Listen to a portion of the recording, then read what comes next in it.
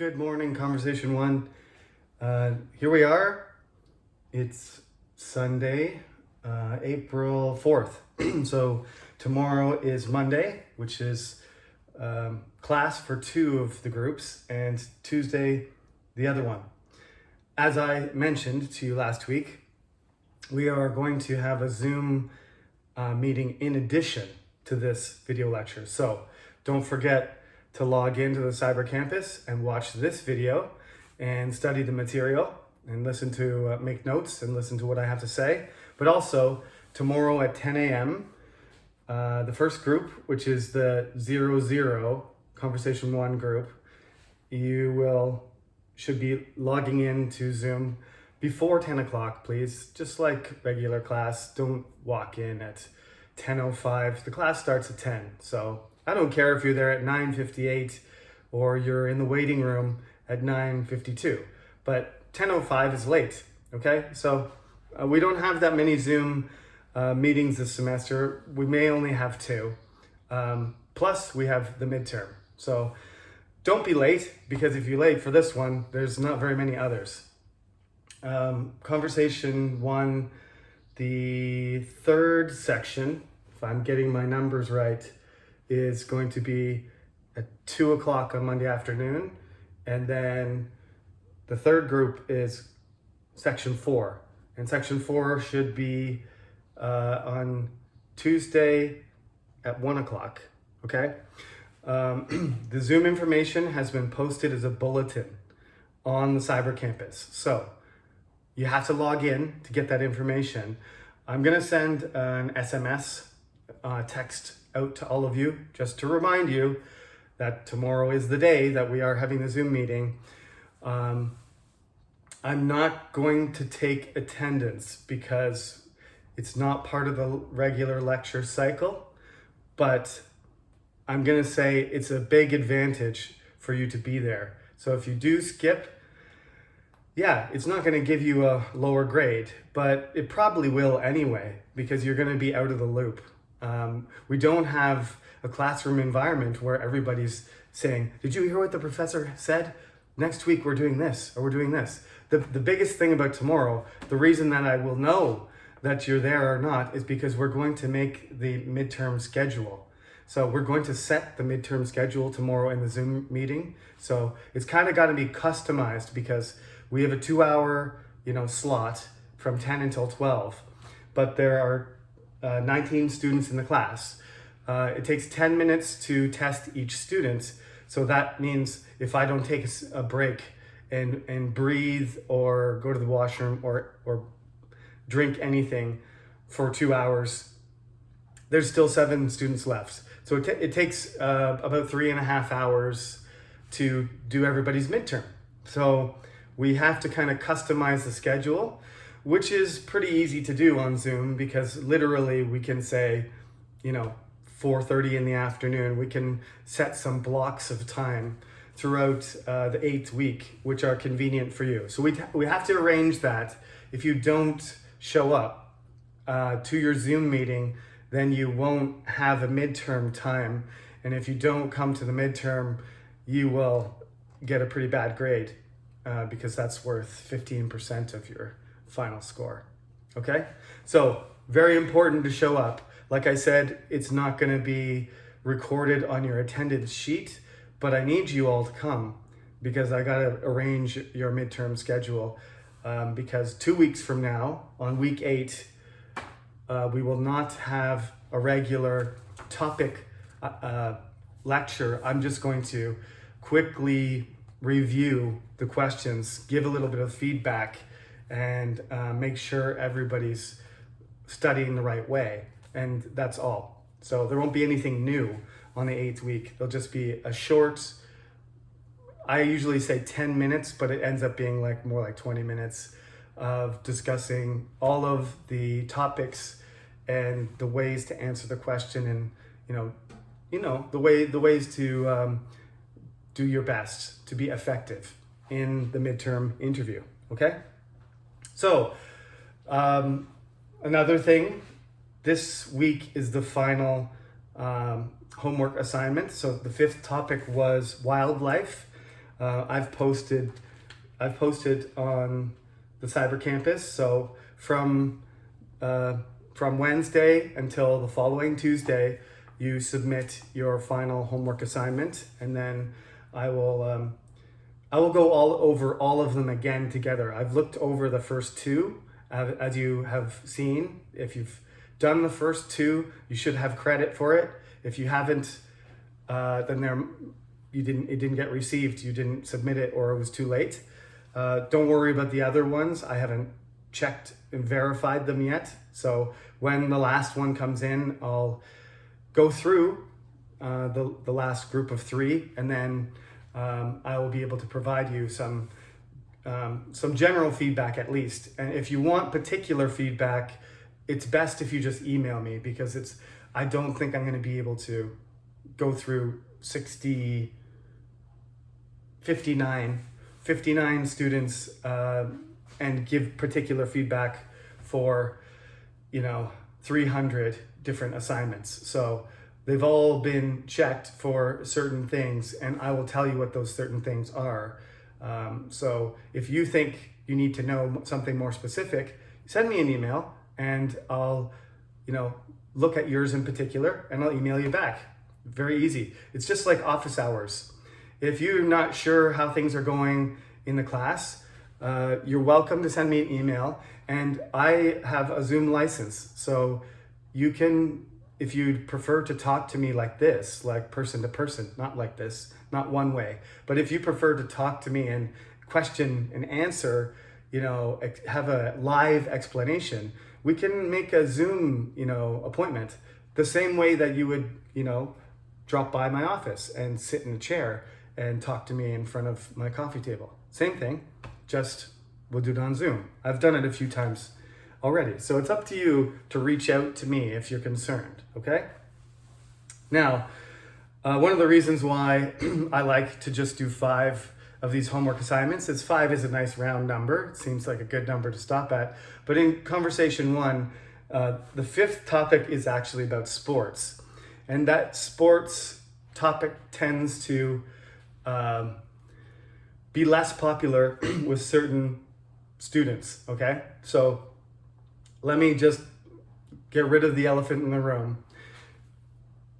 Generally, male students want to talk about sports more than female students. Now, that's not because male students are better at it or that they should like it more. It's because there's a culture that encourages men to grow up enjoying sports, right? And whether it's your personality or it's your environment or you feel like it's your choice, it doesn't matter. That's usually the dynamic. Also, English majors like me are much less likely to be sporty than kinesiology majors, for example. A kinesiology major is a muscle biologist, right? Like when I went to university, most of the English literature majors were women, about 70%. And the kinesiology majors were about 50-50, I would say. Maybe a little bit more men, but there was a lot of women. And the thing you noticed, if we gathered together, the English literature majors together and the kinesiology majors together, is the kin majors were all tall, muscular, handsome, and beautiful. Women and men. Okay, so it wasn't a gender issue there. That was clearly, that subject lent itself to going to the gym, playing sports. They studied muscles, so, they took care of their muscles, So everybody's different. Everybody has their different opinion. The thing about sports, though, sports is not working out. I am good at sports. I've always been good at sports. I was the athlete of the year in my high school. But I was sort of naturally good at sports, and I trained because I had to, because I had no choice, because I played on a good team, and we had to train, and I always disliked it. And so when I got older and I stopped doing sports on competitive teams, I didn't go to the gym, and I stopped training. That's a bad attitude, but it's because there's a certain part of sports that I loved. And if you look up a definition of sports in the Oxford Dictionary, this is what the Oxford Dictionary, I know there's esports, I know there's, bowling, and there's what Koreans call pocketball, but we call pool, right? Billiards. There's various kinds of sports, but just if you adhere to a strict definition of sports, according to Oxford, I'm not saying you have to, but this is what the Oxford Dictionary says. Sports is an activity involving physical exertion and skill in which an individual or team competes against another or others for entertainment. Okay, so if you're going to take the core of the definition, you need physical exertion, you need skill. It doesn't matter if it's one person or a team, that's optional, but there has to be competition. So physical exertion, skill, competition, and entertainment. Okay, those four things have to be there. So if you're going to talk about a sport, you have to talk about that's the definition of a sport. So an esport really doesn't fit the classic definition. I like esports, but really it's got the skill and the competition and the entertainment, but it's not something that is, you have to exert yourself physically. I know you have to sit at the computer and you have to train and stuff, but I guess twitch muscles in your fingers might count, but you don't call a piano player an athlete, you call him a musician. So a pro gamer, right? It's a gamer. It's not an athlete. I wouldn't call a pianist an athlete. Maybe we should, but we have a different category. Musician, athlete, gamer. Okay, that's my opinion. That's my definition. So I would like you to talk about sports. Try and keep closer to the classic definition of it so we don't get all over the place. But I understand that a lot of people, just like me, I love sports, but I don't like training. Some people love training, but they don't like competition, right? They don't like being on a team, and they don't like competition. They like the physical exertion, and they feel like get some stress relief. And there's various reasons for doing them, but sports is a certain type of physical activity. And one of the reasons I feel like esports is just getting too far away from what a sport really is that originally sports were sort of military exercises, like, the ancient sports that the Greeks did in the Olympics. They were basically practicing throwing weapons and practicing running and lifting heavy things so that you could be a better soldier and so that you could work better as a military unit. So as a practice for war, that's what sport originally was. However, we're thousands of years distant from them and then, and we have to include that entertainment element. And that's really, I could say the British could take a large, amount of the credit for that. And I'll talk about that in my other course, where things started to be watched, as entertainment rather than a competition where you were actually perhaps trying to injure somebody or capture somebody in some sort of like live combat dangerous exercise. And I'm not talking like boxing. I'm talking about people walking around with weapons, attacking each other and defeating each other in deadly combat. That's the evolution of sports. So when we get to esports, we're getting as far away from the original type of sports, unless these esports start simulating drones attacking things in military situations. And then, I don't know, maybe it's come full circle again. But we'll keep esports out of this answer, okay? So you can do any sport as long as it's related to those four things, okay? Now this is not for homework. You just have to, you can write it down in a paragraph like you've been doing, but you don't have to hand it in. I'm not gonna check it. This is just, you have to go through the same process. I might ask you on the midterm, what do you think about sports? That's all I'm going to ask you. Okay? So, like I said, if you talk about esports, I would like you to talk about it in the sense that how it relates to the definition. So you can talk about esports if you like, but you're going to have to point out the things that make it a little bit different than a normal sport. If you talk about soccer, I would like you to talk about the particular things about soccer or basketball. Those are options. Being descriptive about a certain type of sport and saying what's interesting about it and which countries are involved in it. And you could discuss something like the World Cup as an event that is supposed to, promote peace. I mean, that's one of the things that sports are supposed to do when they do international things. Is it's an opportunity for international rivalry without attacking each other and defeating each other by killing each other's people and destroying each other's land, right? You can defeat another country.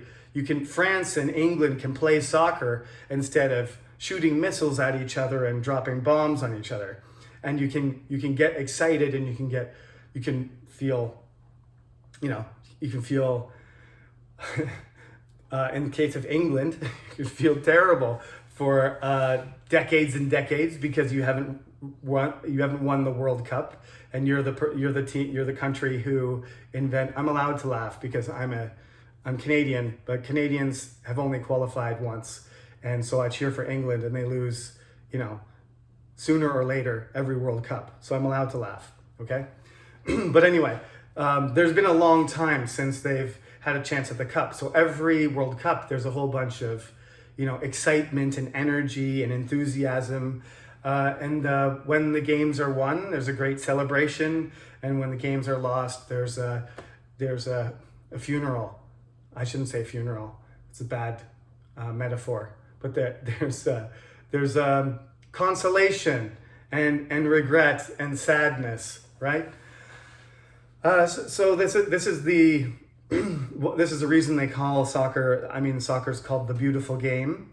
That's its slogan or its catchphrase, the beautiful game. More people play soccer in the world. All these details you can talk about. And this is, when you say, if I say, what do you think about sports? You're going to say, well, I love sports. In particular, I love soccer. So that's one option, okay? When I ask you, what do you think about sports? And you say, I don't really like playing sports, but I like watching sports. And the sport I like to watch the most is soccer. That's also a possibility, right? You can talk about which team you like and the players. You can say something like, I was never into sports until I was young and I saw, Kim Yana perform her perfect, Olympic gold performance in Vancouver in 2010. And then I thought Winter Olympics was beautiful and I enjoyed watching skating. You can talk about a moment that made you interested in sports. You can talk about a player or an inspiring situation. You can be descriptive about a certain sport. You can talk about sports business because it's an entertainment industry too. Billions, I think it's hundreds of billions of dollars now, at least worldwide. But in the United States in particular, there are billions and billions of dollars related to media, to people's employment, to players, to coaches, to fans, facilities, construction, transportation. Airplanes have to fly these players everywhere. You know what I mean? When the coronavirus shut down some of these leagues, millions of people lost their jobs. And the economy in America suffered more than any other country in the world from that because they have the biggest sports industry. So sports is something that we've had kind of, but not in the same sense for the last year. So that's another thing you might talk about is sports during the coronavirus. What do you think about sports? Well, recently, sports has been a bit of a drag because I can't go to the stadium and the players can't meet anybody and lots of the games are canceled and the stadiums are empty. You can talk about it in a lot of various ways. So just because you don't love personally playing sports, I guess is what I'm saying, you should be able to talk about this. Last piece of advice in this question is you can also say, I don't like sports. My dad loves sports, but he always says, he goes through these phases where he doesn't want to watch because he just thinks, like, why should somebody who shoots a basketball and slam dunks get $50 million a year?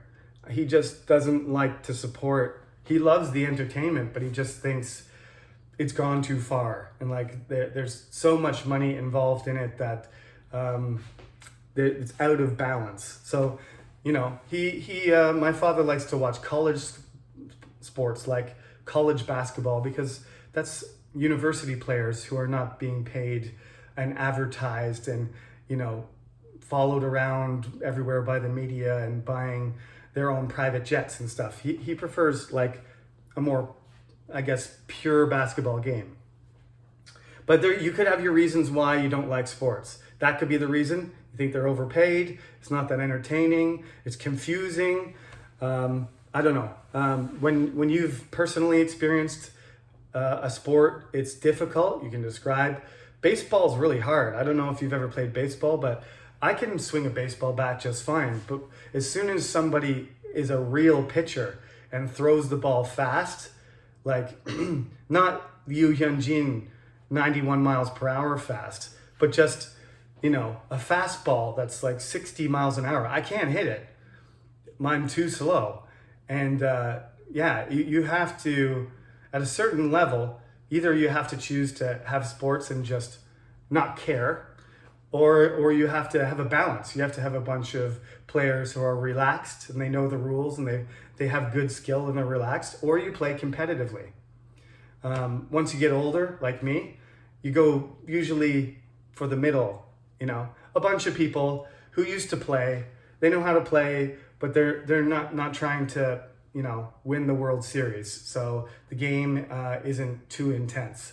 And that's the point where I'm at. So there's lots of descriptive words here. There's different types of sports you can talk about. Like I said, you can talk about the environment. You can talk about the business. You can talk about the players. You can talk about the teams. You can talk about watching. You can talk about playing. It's your choice, but I would like you to stay on topic, right?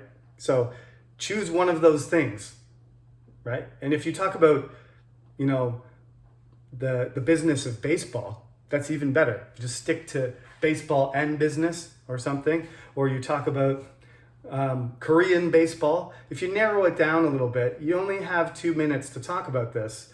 So don't try to talk about the whole thing. Like, you can talk about the history of baseball if you want, but you're going to have to choose something in particular, like maybe Jackie Robinson breaking the color line and being the first black baseball player. That would be a good choice about baseball history.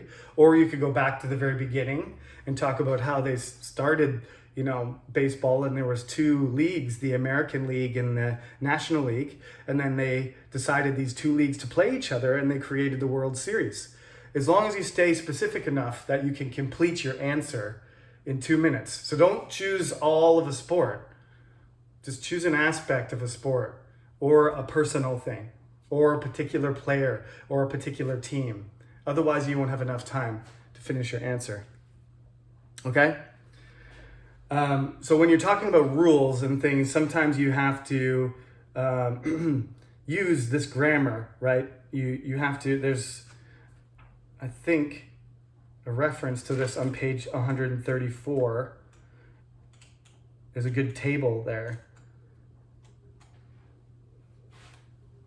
Right, 134, where it refers to, there's a whole table there about obligation, right? Now they're using obligation because, when you play a sport, there are rules. So when you want to describe a rule, you have to say things like must or have to or must not, right? You must not go ahead of the last defenseman or you're offside. When the ball goes out of play, you have to throw the ball in over your head. I'm talking about soccer again here, right? If another player makes a dangerous tackle on another player, the referee gives a yellow card. If it's a really dangerous tackle, then a red card, right? When you receive a red card, you must leave the field. So, don't have to, doesn't have to, has to, must not. These are the types of words if you're describing situations that are related to rules, especially sports, but anywhere else, right? In your job, in the school, in our class, you must hand in your assignment by Tuesday at midnight, or it will not be accepted. Okay, so that's it for now. I get to see you tomorrow morning. So I think that's good for now. And if there's more questions about anything from chapter 1 to chapter 5, we will handle them in Zoom. So thank you for listening. You might watch this after we have our Zoom meeting, which could be confusing, but that's the way things go. I'll be uploading this afternoon, so some people will catch it. It is cold and dreary today, but the forecast says sunny all week. So enjoy the rest of your Sunday, do your homework, and then you can enjoy the weather all week. See you tomorrow.